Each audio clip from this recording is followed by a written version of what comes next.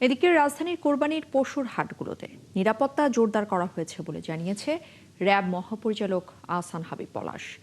সকালে গাবতলী পশুর হাটে নিরাপত্তা কার্যক্রম পরিদর্শন শেষে তিনি জানিয়েছেন, পশুর হাটকে কেন্দ্র করে জাল টাকা প্রতিরোধ, চুরি ছিনতাই রোধ এবং সার্বিক আইনশৃঙ্খলা পরিস্থিতি স্বাভাবিক রাখতে বিশেষ নিরাপত্তা ব্যবস্থা গ্রহণ করেছে র্যাব।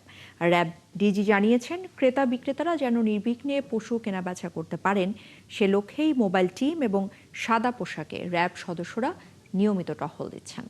হিন্দের মতো ঘটনার প্রতিরোধে র্যাব কার্যকরী ব্যবস্থা গ্রহণ করেছে।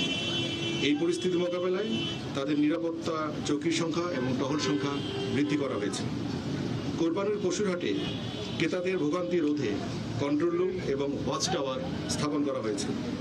পাশাপাশি নগদ লেনদেন পরিহার করে ক্যাশলেস বা কার্ডের মাধ্যমে মূল্য পরিশোধে উৎসাহিত করা হচ্ছে।